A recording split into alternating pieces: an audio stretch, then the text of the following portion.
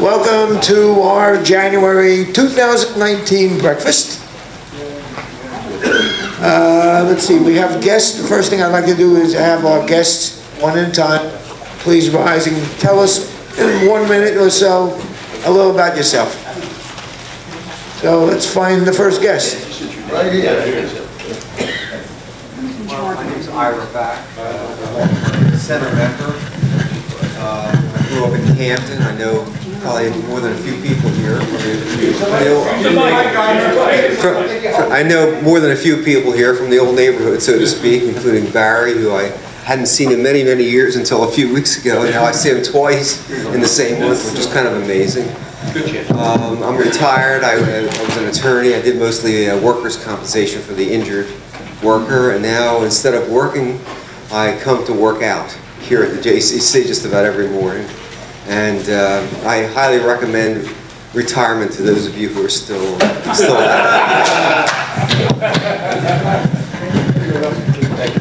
it. Any more guests around?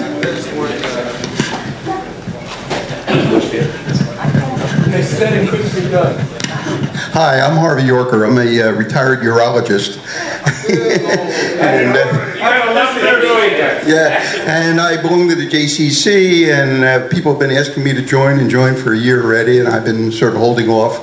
I hate to say it, but I'm a friend of Richard Karp's, and my son Scott belongs. So I'm joining, and here I am. Here. Any additional ones?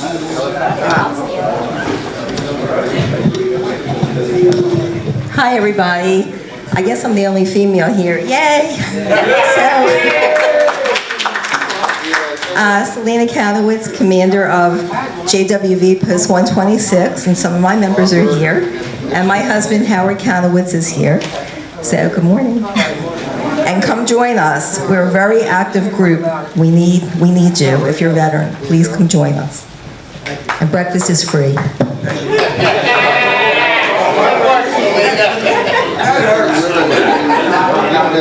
Good morning. I'm Johnny Levine, here as a guest of Nelson Mellitz. We're both past commanders of the Jewish War Veterans, members of the JCC. I'm also now the commander of the Camden County Veterans Advisory Committee, which is an advocate organization for veteran benefits. So if any of you are veterans, we invite you to join our Jewish War Veterans group. Thank you.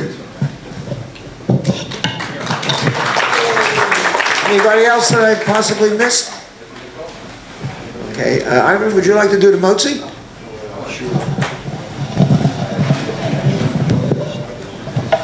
Baruch atah Adonai Eloheinu melech haolam hamotzi lechem min haaretz. Now, anybody who has needs assistance, we'd like them to come up first, as well as our guests. You can hit the food first, and then the rest of us will join. Today is Super Sunday, and essentially, if you get a phone call today, please be generous. Please answer your phone first of all.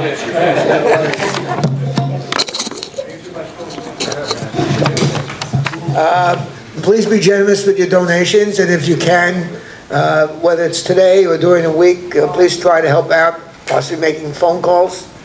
I think they need clerical help today as well as during the week.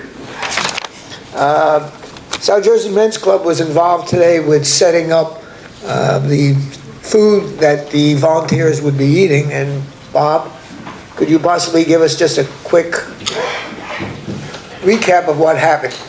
First of all, the guys who were downstairs first thing this morning, if you could stand up. All right. This crew started after, the feedback on the other mic. Yeah, this crew started with a lot of fits and starts. We were supposed to start at 8.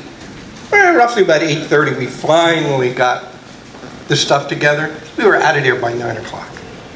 Done, in, out.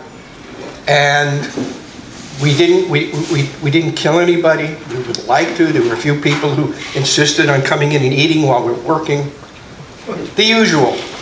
But it went very well. It went very well. We did a lot of cooperation. By the way, Bagel Spot did an outstanding job with the bagels down there. They had them all cut, they had them all quartered, they had them in baskets. So all we had to do was bring them out and set them up and spread them around, and we were done. And again, I'd like to thank the guys who did show up. And next year, maybe we'll get it done in 20 minutes. For people who don't know what the mitzvah cards are, this is an opportunity for you to purchase cards for the South Jersey Men's Club, and Bill will give you the full details. Yep, I've got a few packets here. Normally, the mitzvah cards are $5 a piece, so I'm just going to tell you, if you buy a packet of 6, it's buy 5, get 1 free. So we've got packets of 6 cards. You get cards, you get envelopes, and you get stamps. And they're the coolest stamps I've ever seen. So you probably just want to buy the packet just to get the stamps. They look like old-timey stamps. You got George Washington and Ben Franklin. The mitzvah cards, so you know, it's a guy with his hands on the wall in Israel, and you can write your own message, but on the back of the card, it says, the term mitzvah is often translated as a commandment, and it can also refer to any Jewish religious obligation, or more generally, to any good deed. One of the 613 mitzvot in the Jewish religion is to give charity according to one's means. Tzedakah is the Hebrew word for acts, the acts that we call charity in English, and it's derived from the Hebrew root tzai dalet kuf, meaning righteousness, justice, or fairness. A generous contribution has been made in your honor to the South Jersey Men's Club. So you get 6 of these cards with envelopes and stamps for $25. I've got a couple of packets with me today. So if anybody has $25, we got 1 buyer, 2 buyers. Come on. Take all 4 of them off of my hands today. 2 more people, think about it. Very good. 3, we got 3. 1 more. 4, perfect. Thank you. Sold. What a salesman. What a salesman. By the way, all money that we collect for the mitzvah cards are used for donations. It's not anything for operations of the men's club. Also, if you only want to send out an occasional card, you can still contact Len Berman and he'll send out the card for you. It'll be $5. Good morning. I want everyone to put it on their calendars. The Men's Club helps run the Yom HaShoah Holocaust observation every year. We hand out the yellow Yortzeit candles again. And this year the Yom HaShoah will be on Wednesday, May 1 at 7 o'clock at Temple Emmanuel. We want the Men's Club, if you're going to help, come about 5:30. We'll be repeating this next couple of months, and we'll put it on the website. Speaker selection is, he talked, I think, 1 month ago, Fred Barrett. Yeah, he'll be the guest speaker that night, so it should be an interesting program. And we're having it again at the Emmanuel, not the JCC, because we do get overflow crowds, and Emmanuel can hold a lot more people. We'll also be sending out when we order the candles, we do still take donations for cases. You could buy a whole case, half case, quarter case, whatever you'd like. And all the money goes to the Holocaust Education Museum at the Ralph Goodwin Education Center here at the JCC. South Jersey Men's Club also provides transportation. We used to have buses. Buses are not available anymore. So we get a few requests for seniors who can't make it. So I'll be sending out notices to get volunteers to transportation to drive them to the service, drive them there and drive them back. And it's much appreciative from the seniors. So again, it's going to be Wednesday, May 1, 2018 at Temple Emmanuel. Thanks. 19. Nice morning. This Philadelphia Flyers have offered us the opportunity to join them on Jewish Heritage Night at the Flyers. It's February 19th versus Tampa. There are sign-up sheets at each table with pencils. All you have to do is put your name, your email address, and how many tickets you want. And speaking to them, they also offered us 2 additional nights in case we can't make it on Jewish Heritage Night. The price is $40 on the Jewish Heritage Night. March 31st versus the Rangers, they're offering the tickets for $45. That's an afternoon game. And April 6th, the last game of the season, those tickets are $35. So if you're interested, each table has a sign-up sheet. I'll collect them at the end of the breakfast, and we'll see if we get a group together to go. Thank you. First of all, I just, as the director of membership, I'm really so pleased. It's not working? There we go. Okay. I'm pleased to see so many members here. We're only about, what is it, Marty, 110, 115? With the baseball, the softball team, we'll probably be around 130 by the end of the fiscal year. We're close to 50% turnout at our meetings, which is probably far exceeds almost any other club, and always glad to see you guys here, regardless of your condition. Thanks for coming. Yes, I call the American Jewish Museum. I don't know how many of you have gone. I'm sure most, if not all of you, have been there at least once, but we're thinking of organizing a trip, so I called them up last week, and first of all, you can go for free during the month of February. So if anybody wants to go, just go. And there's no charge.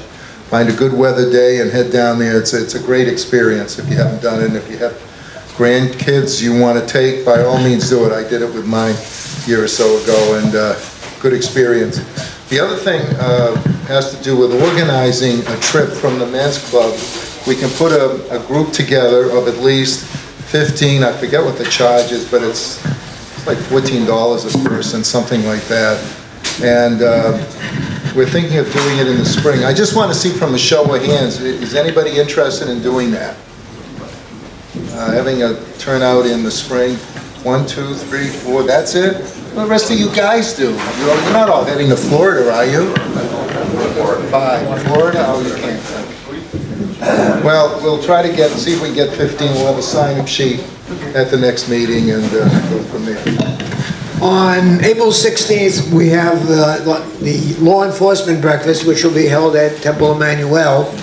And this Tuesday, we're going to have a planning meeting where we will be meeting with ADL and JCRC to plan this event. It's an event which will probably bring in 200 or so people. And we generally help out. We generally have, let's say 25 people or so helping out, working in the kitchen, setting up the tables, etc. So you'll be seeing additional information about that in the very near future, and hopefully we can get a good turnout as well as a lot of assistance. On another note, South Jersey Men's Club has been involved with the Teddy Bear program, and we now have a new troop that represents New Jersey State Police in the Garden State.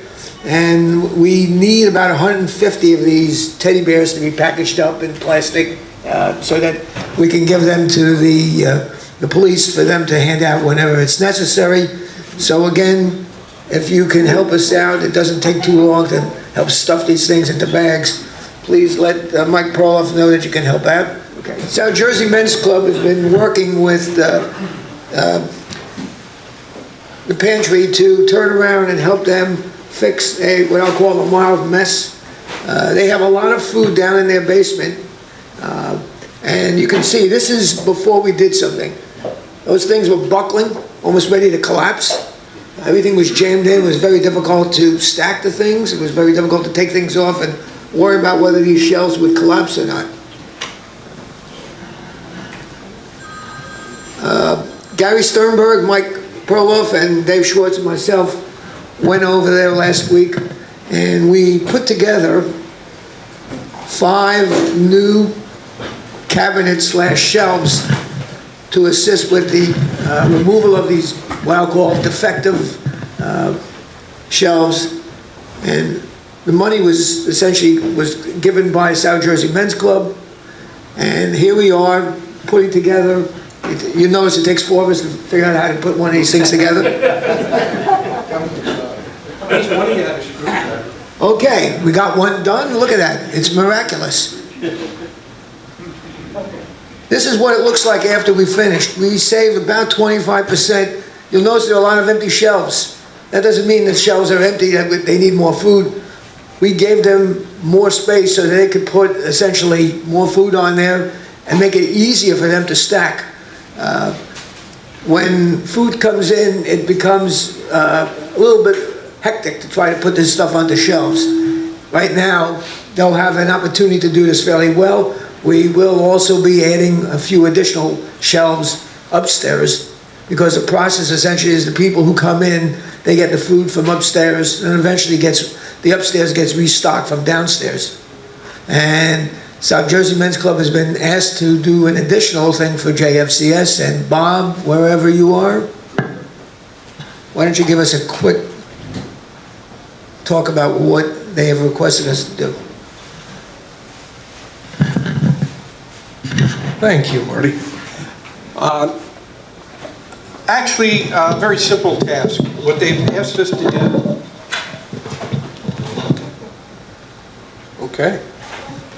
is to do some brainstorming as to how we can, or suggestions that we can make to reduce the chaos. Those who have been involved with the food sort know that what normally will happen is the synagogues will get together and they will start collecting food. They'll start collecting food over at 1721, and then they'll throw them into boxes. The boxes will be labeled many different ways, and then they'll be brought over to the pantry, and then it's like, you know, holiday time. You open up the box and you look inside, wow, what is it? And then it has to be resorted all over again, and it is a tremendous waste of time and effort. One of the suggestions that we've come up with is simply mark all the areas in the basement where specific types of food go, give them specific names, and then ask the various synagogues, when they put together their boxes, to label their boxes exactly how they would be labeled for the basement. That way, when they come in, we can simply move the boxes over to that section, unload them, and we know that we got the right stuff at the right place. The other thing is a few years ago, they put out a list of all of the kosher symbols, so it makes it easier to identify those items that are kosher versus those items that aren't, because the food bank separates kosher from non-kosher. And what we'd like is if any of you gentlemen want to join us and also continue to brainstorm as to the best way to get all this stuff accomplished, we would appreciate your input. And we'll let you know when we'll have an organizing meeting, and we'll go through it all. So thank you very much. Thank you, Bob. Just an additional piece of information. For those who've ever been at the pantry to help sort the food, etc., typically you would see, as we're bringing the food in and putting them down on the floor, you'll have students there, volunteers, adult volunteers, and everybody's going every which way, bumping into each other, etc. So, for instance, an example, a little suggestion such as, let's separate the kosher food from the non-kosher food when we unload the truck. So let's say we did the kosher food first, it would immediately go into the kosher area and people wouldn't be running back and forth for getting whatever's necessary. It could be that simple. So what we need is your brain power, your experience in whatever you've done when you were working. There's nothing involved other than your brain to help with this. You may not have been aware of it, but for 35 years, right down the street from Independence Hall, there's been something that was called Chemical Heritage Museum, and now it merged with another museum in California, and it's called the Science History Institute. It has a large museum, it has programs, it has a tremendous amount of things. How many people ever heard of it? That many, 2. Amazing. And it's all 3 of these buildings. It's all 3 of these buildings that you see here, and it's got banquet halls, meeting halls, libraries, and a very large museum, several floors. It's free, and they arrange for guided tours. Some of the things that they'll have is they have about 50 programs a year there and other sites. There's a Saturday program, Science on Tap, which is around the corner at Mechanics something or another, bar and grill type of thing. It's an old bank building. They have wiki salons if you're interested in helping to alter or add to Wikipedia articles. They tell you how to do it. Brown bag lectures. They'll have people, sometimes Nobel Prize winners, that will come and speak because they're doing research at the Institute. Guided tours, as I mentioned, and it's something that I think we should consider doing. How many people would be interested in going to something like that? That's a good response. My name's Nelson Mellitz. It's Mike Perloff. You know us from the club. Sorry, I should know this by now. You know us as long-term members. Actually, we were people that helped start the club many, many years ago, and it's a pleasure to be members of this club. We're up to about 130 people. That's fantastic. Let me get away from that. Yeah. Mike and myself, back in the October, November period of time, decided to go to Israel on a program called Sar-El, which is Volunteers for Israel. I'll get into the definitions of Sar-El and et cetera in a second. But let me start out with a story. When my father passed away many years ago, my grandfather came over to the house, my mom's house, and he would wake me up early in the morning to go to services and at night. And of course I hated it, but still I had to go with him. He had to say the prayers for my father. Now, on one of the trips, one of the walks to the synagogue, we started talking about Israel. And why is Israel there? What's the history behind Israel? So my grandfather, Morris Mellitz, said to me back in 1897, there was a Zionism conference in Switzerland. He was in Russia at the time, and he was actually one of the delegates, but he couldn't get out of Russia to go there. And he was saying in the history of the Jewish people, we all have the same history, 3,000 years ago. But yet, since we're all in different countries, we're all in different situations, our history in the future and our destiny in the future is going to be a little bit different as Jewish people. But with the state of Israel, which by the way, there's always been a state of Israel for me, ever since I was born, Israel existed, and I suspect for a lot of other people here. We have a common destiny, a common history, and that continues as Jews together. With that said, Mike and myself were sitting in, I think it was the Sage Diner in one of our breakfasts, and Mike's talking about his 6 times or 7 times he's been in Israel on a program called Sar-El, again, Volunteers for Israel. And he was telling me about these fantastic experiences. Some of the pictures you'll see, maybe one time when he was on a tank, and I don't remember what you were doing on that tank, but you were there, probably fixing the treads. He actually did something valuable. Something worthwhile other than just writing a check to support Israel, which we all do, which is worthwhile too. But it's a program where you actually work on a military base, an IDF base, and you do something to support the soldiers, to support the people of Israel, to support the Jewish people. And it's something you do to allow the reservists and the active duty people to do other activities. So our program was started approximately 32 years ago. Its funding comes partly from donations and partly from the Israeli government, so I think it's their IDF offices. They've had, maybe 7,500 people in the 32 years participating in the program. What's the majority number of people what country does the majority number of people come from? Anybody have an answer for that? USA. US, you said? USA. Russia. Germany. France. China. Costa Rica, they come from a lot of different countries. It's not the USA. Majority at this point come from France. And a lot of those people from France, even now, come to see if they should settle in Israel. Are the majority of the people Jewish that come to work on Sar-El? Yes. The answer is yes. But the numbers we've been given is 35% are not Jewish. The ages of the people. We had one lady, I think she was 84 years old. She's in better shape than me. She was lifting these medical bags that must have been 75 pounds. She wouldn't let anybody help her. Fantastic. Or you have some young people that are just going to Israel and seeing if they could help out. Age limits. There's no age limit. There is some physical requirements that you have to have. I'm sure they have some trips for disability, people with disabilities. But what they do is they get the volunteers together and they usually put the ones that speak English together, the ones that speak French and the other languages together. In our group, and we were there for approximately 2 weeks, I had to leave early, and they arranged that for me, and I restricted Mike because I had to leave early.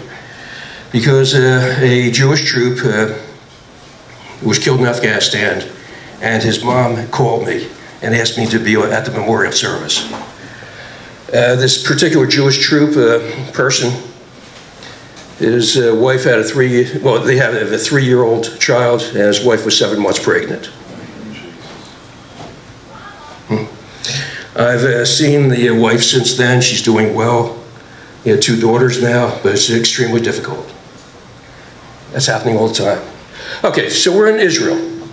We arrive at the airport, and I'm not going to get into your presentation. And Mike and myself are going to share this presentation, obviously. I didn't know what to expect. But before we got there, Mike was saying they need specific supplies. And that's what these 2 slides are talking about. And you heard about this.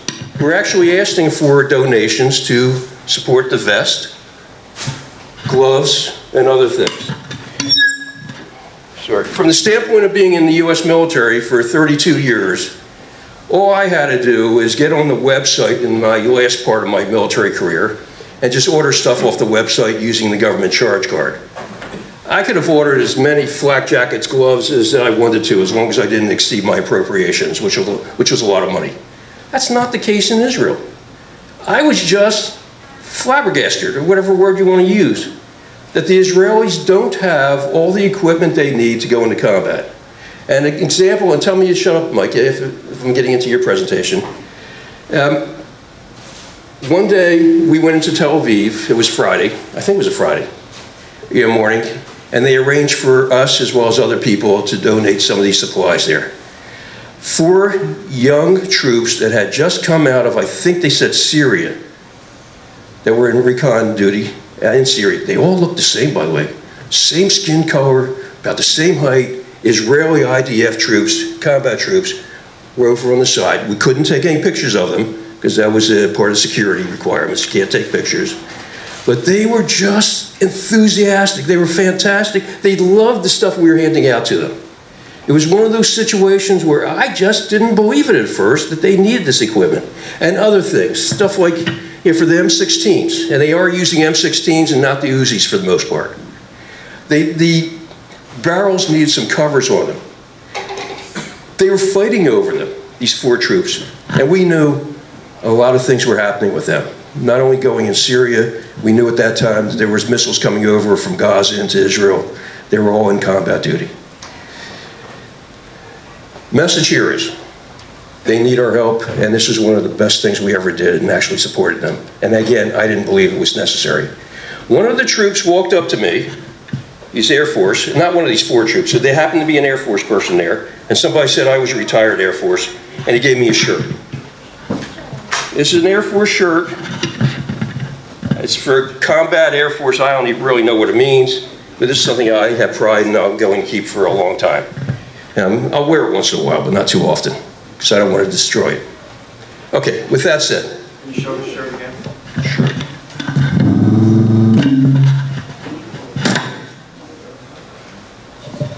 Okay, I'm the only one they gave the shirt to. He was only wearing one. He didn't take it off his back. But I'm proud of that. So again, the message is, they need our help for certain supplies. They need our support from a moral standpoint. and we're Jews, and we should be supporting them anyhow, because the state of Israel needs a lot of support at this point. Now let me turn it over to Mike, and I think we're both going to be talking about the slides coming up. Thank you, Nelson. Nelson just couldn't believe it. He really didn't believe it when I told him that I was asked if I could help raise money for equipment for soldiers in Israel.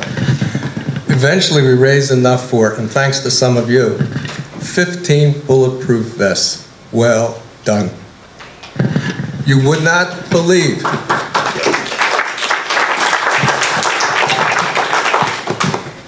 And I clap for you. You would not believe how appreciative these young soldiers were.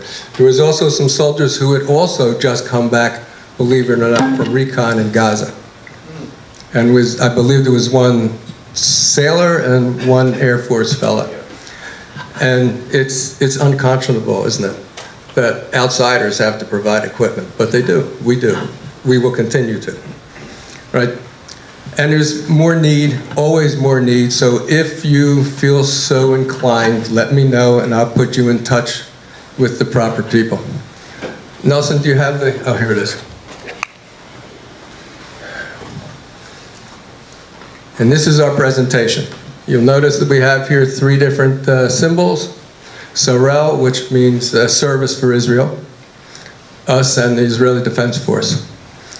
If you're interested in the United States, if you're going through regular channels, you would go to the Volunteers for Israel website, and they would have all the information you need, including a frequently asked questions section. What kind of things do you do when you're there? Supply, repair, maintenance, logistics, just about anything a reservist would do that doesn't put you in harm's way or needs special training. It could be any kind of job: cleanup, painting, machine work, working with instruments, anything that takes more or less simple and quick training. One time I was on a base where they stored tanks, and we had to get on top of the tanks and inside the tanks and look for any tears because they had dehumidifiers inside. I worked in a motor pool another time when we had the camouflage tarps that we had to work with and check.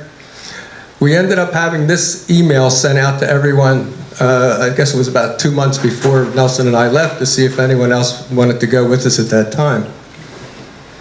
You'll notice at the bottom left, that was a time I was working up near the Lebanese border. We were clearing brush in front of observation posts.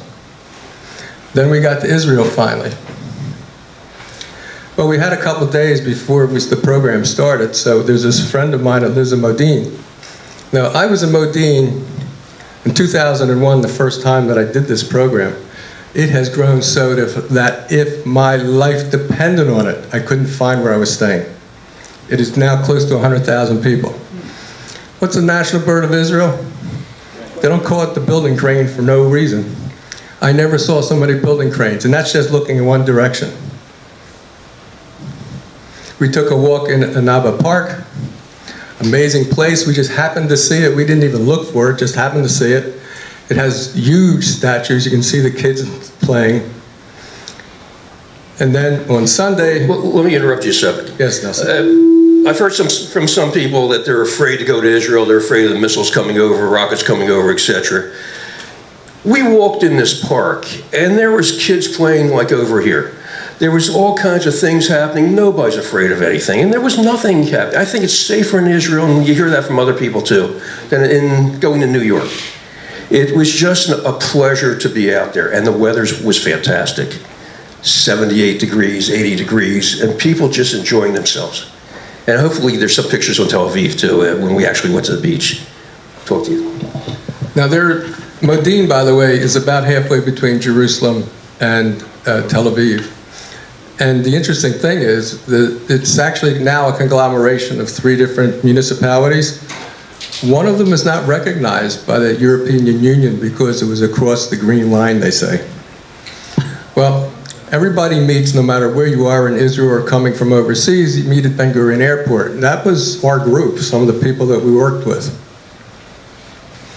And you're met by what's basically like our concierge, guides, camp counselors, our madrachot.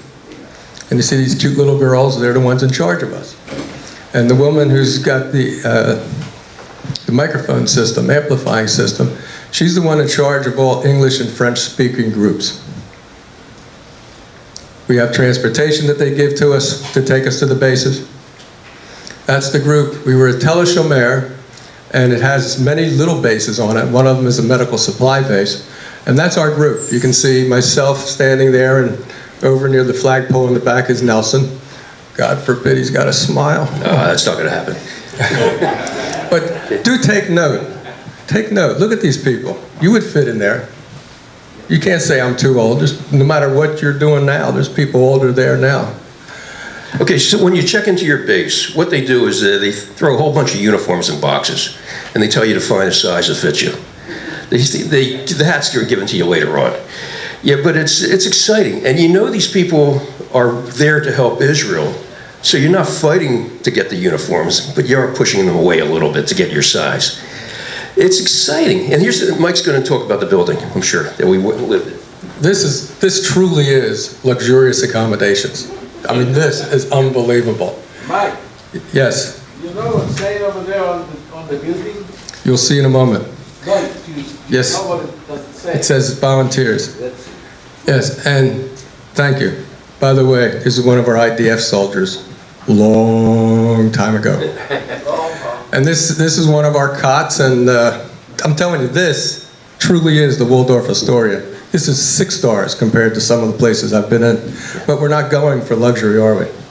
We're going to help and to make a difference. And again, Mike told me before we got there that to expect the worst conditions possible. And they were just equivalent to about the 1970s when I first joined the Air Force. But that only lasted a short time. The Air Force improved, and U.S. Air Force. It was something to accept, that they're not the best conditions at all, but we had it pretty good there. Yes, we did. Okay. They actually, if you went with your wife or husband, guess what? You're going to be on different floors. This was the sign at our entrance. That was a benefit. And there was about 5 couples there. Well, we got welcomed by the area commander, not the base commander, but the area commander. And the young lady in the middle is our guidance counselor, so to speak, our madracha. And the young lady sitting on the bench is a person from Budapest, Hungary, who speaks English, so she was in our group. After every breakfast, there's flag salute, news, and assignments if there's any changes for us. That's our work area. And to be more specific, that's where I think Nelson was or I was. What's inside? What you can see is it's arranged to be able to fill up and double check and triple check what's the contents of containers for field hospitals. You can't make mistakes. As was said to me and to Nelson, take your time.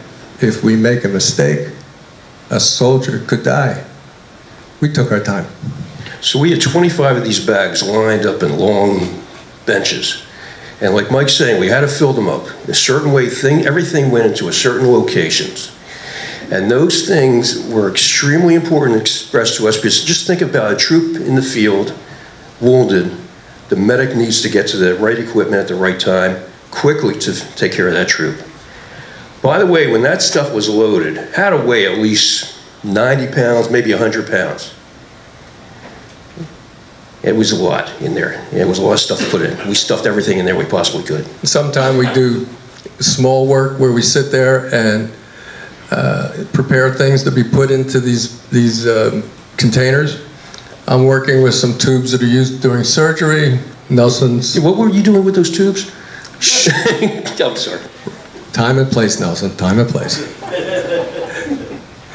And here, what my job was is I had to seal up in these vacuum packed bags, different little pieces of equipment, and label them.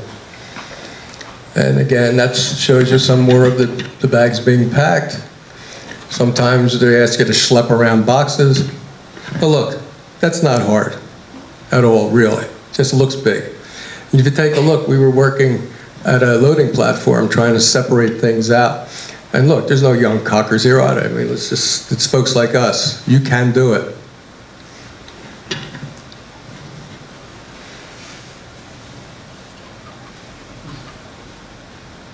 And sometimes, yes, there's the grunge jobs. But before I get into some of the rest of it, I think Nelson started out by saying anybody can write a check. That's right. There's no feeling like putting your hands on to help and then being thanked right away. Every evening they had activities for us. Nelson, would you comment on some of them, please? They tried to teach us Hebrew in every one of those activities. For me, it's difficult to learn Hebrew, and I know for other people, similar situation. They also talked about the history of Israel, some of the heroes in Israel, some of the people that came from the United States during the 1948 war in order to help with the Air Force, with the other activities. So it was a great variety of activities. Now, one of the most important thing is all the people in our group, and I think it was like 30 people in our group, we all got together in one room. And we discussed different aspects of what was the subject that night. We got to know each other. There's also the other aspect too, where a lot of us would meet outside at the gazebo before dinner, sometimes after breakfast, and we just discuss what we do in real life, why we're here. And it became a social activity. It was really impressive to me. That can even extend way beyond your service and helping during any particular time. When I've traveled a bit, I've actually visited with people in New Zealand and Australia and all over that I met on army bases. We not just only had the person from Budapest, we had someone from New Zealand also in this particular group. Who was not Jewish, and I didn't know that until all of a sudden she says it to me in the second week. And she just is the head of the New Zealand delegation to get Jews, to get everybody to go to Israel on this program. And she's been there about 20 times. So when you're not working or just sitting around doing nothing, and when you have your activities, sooner or later you get into the regular routine. The meals, they were actually pretty good. And of course, everything's kosher. Not even a question, everything's kosher. And for the most part, it is good. Is it good on every base? No. On this one, it was very good. Actually, I felt healthier, and I think Mikey said the same thing, because the food was literally the best kind of food you could eat. No ingredients that shouldn't be in there. It was just all vegetables and all kind of things that you really wouldn't eat at home, but it was healthy. I felt better. Well, the next slide's going to show you something that we did when we had a lot of time to kill and we had some leftover containers. We were able to stack them pretty high before they fell down. But I did this one so you could get an idea of what the facility is like that you eat in. You could notice there's modern chairs, modern tables, very clean, airy, open. Not every base is like that. And we ate with the troops, and that's important. And you really do have to take care of your own laundry and things. But what do you do on the weekends? Now remember, they're weekends. Aren't our weekends. Friday, Saturday is the weekend. Sunday's just like a regular work day. Okay? And you can see here we are in Tel Aviv. Now how do you get from the base? They arrange transportation to wherever it is you're trying to get to. Most people will go to Tel Aviv. Also, there are places and times that they can arrange discounts at different hotels. It is very hard to get rooms in Tel Aviv. There's a shortage in Tel Aviv of about 5,000 rooms. Such that Nelson and I, believe it or not, on a Thursday night, Friday night, Saturday night, had to stay in 3 different places. Not a hardship, really, but it was an adventure. Now, if you've never been to Tel Aviv and walking on the promenade on a Saturday, you're missing, there's a part, they're dancing. And Eli, you want to say anything about that? Yes.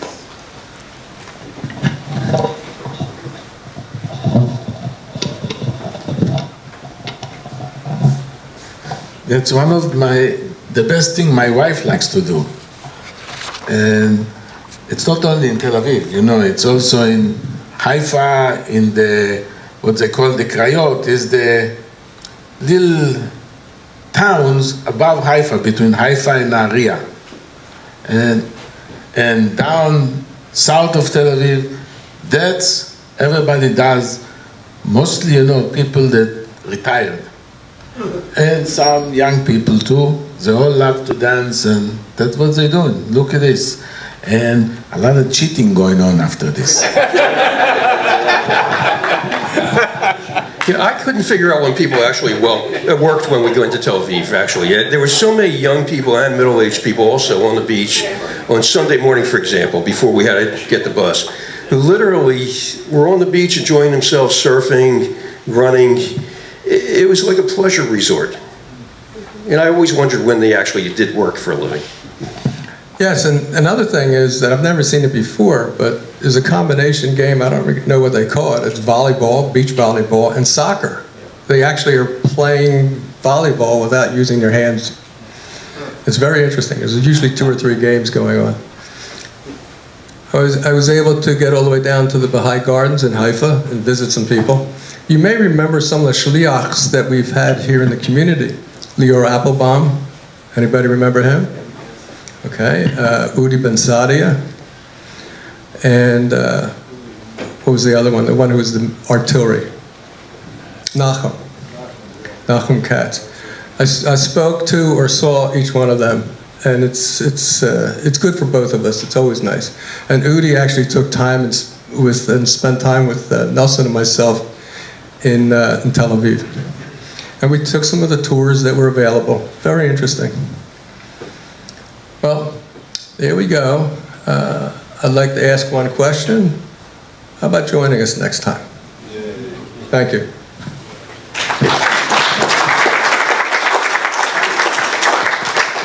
Okay, so questions and answers, but let me start out by talking about the cost. Yes, we had to pay for airfare there. We had to pay for the hotels when we were in Tel Aviv on the weekend. But the barracks obviously was free, the food was free. Okay, electricity, toilets, all that stuff that came with it, the way you would think would come, all free. Okay, but the obligation on our part was to work. And every one of those people in our group worked hard. Yeah, from about 8 o'clock in the morning until 4 o'clock, sometimes even longer than that. Because we knew we had a need. We were working on medical supplies. Some of the supplies you didn't see there were the backpacks that the medics actually carried in. Again, those things were heavy. And we had to load them up with about 75 pounds worth of stuff. Okay, then we had packed them into cartons, and again, that got heavy. Pack up the cartons with the metal rods around them so they wouldn't fall apart, and they went straight to the front. We knew they were valuable. And at one point, when we heard about the rockets coming in from Gaza, at least I was, I'm not sure if your group was, we were told we had to have 25 of those done, those backpacks, by a certain time. Because we knew they were going right to the front. So it was worthwhile. It was something actually we knew was something we weren't playing around with. Please go ahead. With your experience in the Air Force, were they interested in discussing any of that or having something for the Air Force? Let me talk about the Israeli attitude. No, they were not interested. That's the answer to your question. They think they have the best way of doing things. I don't like that attitude, but it's the way it is. But why? Maybe it's their environment. They're always at war. Yeah, they always have to try to be better than somebody else. It's the way they are. You could talk to them and you could see when they're not paying attention. It's just their approach. Let me just add something, Bernie. Close your ears, Eli. Israelis look like us. They generally sound like us. Trust me, they don't perceive and process as we do. Seriously. So there's times that things seem so obvious that they'll fight you tooth and nail that you're wrong. Am I right? Yeah, you're right. Talking about the new F-35s coming in, the Israelis want to modify it according to what they want. The U.S., which is okay, yeah, and we'll do it here in the United States. But the United States might have a better way of making that modification. They won't listen. And that's part of the discussions going on now between Lockheed and the Israeli government. Right now, it's just the way they are. But that seems unusual for people that are willing to try to progress. Let's go back to this equipment that we actually furnished to them. The U.S. would not send their troops into combat, and there's been an exception or two, without the best equipment possible. The Israelis do that. And the example is the Lebanese war. I think it was the second Lebanese war, when so many Israelis went into Lebanon, they were killed off because they didn't have the correct equipment. They thought it would only be a couple-day war. They didn't even have the right food. disapplied in the boots or things of that type. It's something that has to change, in my opinion. Suppose you got influence from the people here in our country that have influence on them. Nah. Money. That doesn't work. Doesn't work. You're applying our perspectives. I'm annoyed because you and I have major experience in the service. I mean, I was in the artillery for 17 years, and I don't understand why they won't take our advice or take our knowledge. They're Israelis. That's all I can say. They're Israelis. No, it's not. You can't, it's a different environment. I can't justify it. It's just the way they are. Yes. How do they determine, like, the work that they assign you to? For instance, it sounds like you're not doing busy work, you're doing work that really they feel critical. How do they determine what kind of work would be, you would be best suited for? I have no idea. My guess is that because it's usually not run by Israelis that do the determination, that they would do it the way you or I would. Now, keep in mind that Nelson was mentioning about these 75-pound bags. Well, they're not going to ask some guy who can't do it or with a bad back to do that. They're not going to ask some little lady to do that. You saw the pictures. Let me ask, just in theory, you're not signing anywhere, how many people might conceivably be willing to do that in the next year or so? Oh, that's wonderful. Okay, so next time you get an email, respond, all right? It's well worth going. I felt fantastic. Mike felt fantastic. It was my first time there. Two questions. Do they allow cell phones on the basis? Right, personal cell phones? Yes, they do. And do they have daily services, religious services? Yes, they do. Yeah. I just wanted to comment on the Israeli attitude. I'm quite familiar with Israel, family, I've been there many times. From my experience, part of what I call Israeli arrogance comes from the fact that this is what they've said. This is what they've said. They had to create that country. They had to defend that country for survival. Right? Nobody came in there to do it for them, and so they've taken the attitude that don't tell us how to take care of our country.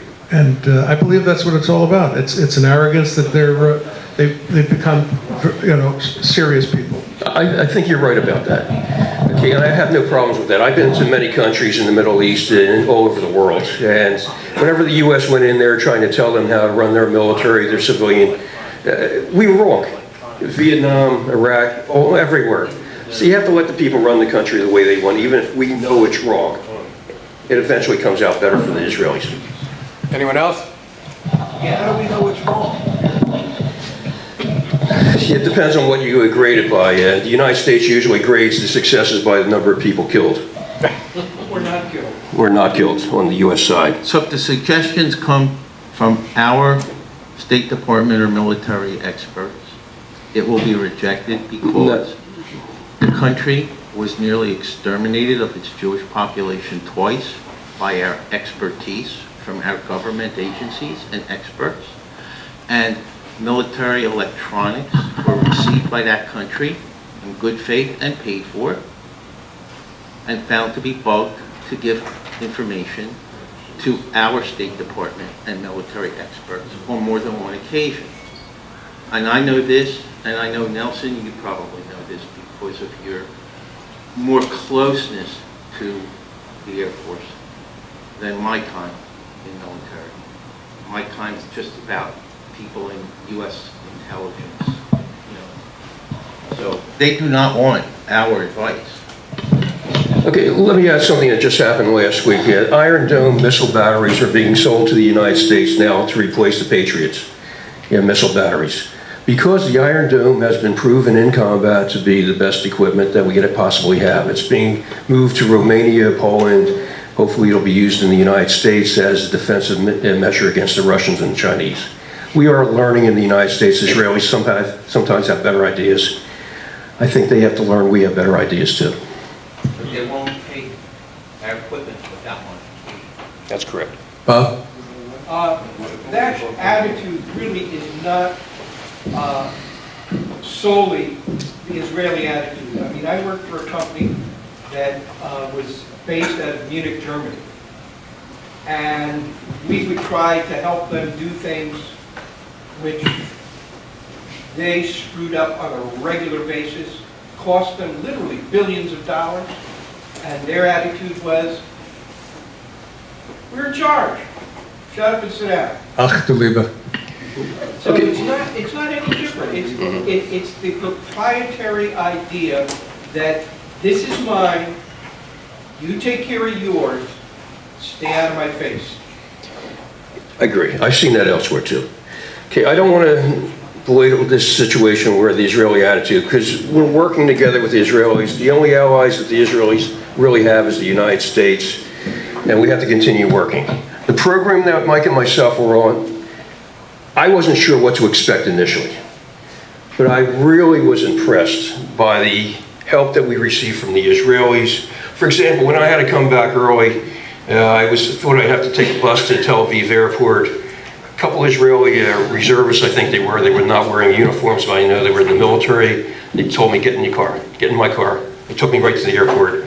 Didn't even have to stop for the guard gates because they happened to know that person at the gate. And just we went right through. So they're great people. There are people. And there's no question they have their own way of doing things.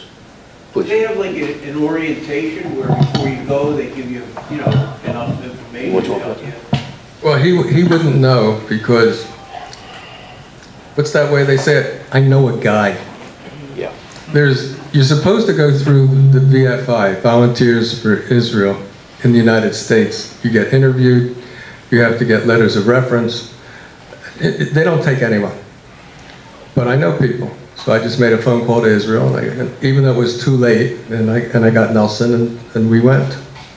So the proper procedure is to go to that website, VFI for Israel. That answer your question? Yeah. Yes, Dick. Mike, when did you go this year? I mean, last year, rather? We went in near the end of the middle to end of October to near the beginning middle of November. And how was the weather, basically? Beautiful. Good time of year. Oh, one thing else. If you want to get into shape, again, it's not only the food, but 6:30 in the morning, I think we both walked. 6:30 in the morning before breakfast, had to be 4 or 5 miles with a group of other people. Got back for breakfast. You didn't have to do it, but this is what we were doing. I was in the best shape I was in for several years, and I think you were too. It felt good. Not better than now. Yeah, who knows? But the other thing to keep in mind is some people would be saying, 6:30 in the morning? You already got a 7-hour time difference you're dealing with. Yeah. So you have to make the adjustment anyway. Yeah, and plus it allowed you to get into the showers before the other guys got into the showers. And there was only 3 showers, and there's like 15, 16 guys trying to get in there. Marty? During what months is this thing available? Or is it Year round. It's all year round? Yeah. They have several other programs too. They have a program called VFI Plus, which involves also some trips. So you deal, I believe, with Guild Travel. And there's 3 or 4 different kinds of programs. There's 1-week programs, 2-week programs, 3-week programs. And yes, there are some people who, when they complete it, they'll take a week off and then do it again and ask for a different base. I've been everywhere from the Gaza Strip to the Lebanese border. And the bases are all different. The people, believe it or not, are different because in the north, most of the bases are manned by the Druze, which are not Jewish. And they're everywhere. They're very appreciative, very, very. I would say in general, and correct me if I'm wrong, that they believe they're isolated, and the Israelis feel that they're on their own. Yeah. So when they see people from around the world, it's a big morale booster. I know a guy I spoke to last week who's actually going on Sar-El for 3 weeks, and then he's going on the Jewish War Veterans mission to Israel. He doesn't have to take the plane back again. He's going to be right there for another 2 weeks. And we met one guy, I can't remember his name, who's been there for 5 or 6 months. He gets free room and board, and he works on the Israeli base. Of course, he's not married, or he might have been married and got a divorce. And he's from Philadelphia, by the way, and he's just making it a habit of being there. He goes home to Philadelphia for a while, then he goes back to Israel. He tours, and he has a girlfriend in Israel, too. That helps. So there's all kinds of ways to work the program. Well, if there's no more, he was interesting, though. yes, if there's no more questions, thank you very much.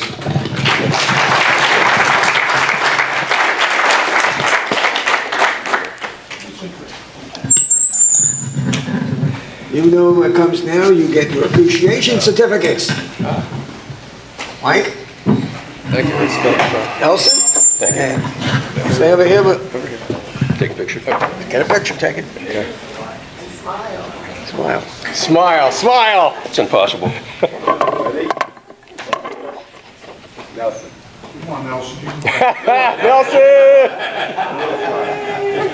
I don't know how. One more thing Hey, to do. we got Photoshop. That's it. This will make one other person very happy. Before I pick my number, if you're interested in a Science History Institute, up at this table we have a few brochures. The best thing though is just look on the website. Thank you to the people who brought in gloves and hats and such for the homeless. Continue doing that during the meetings. Thank you. And the winning share will be $65. Ooh. Hey Mel, what's our number? Conflict of interest there,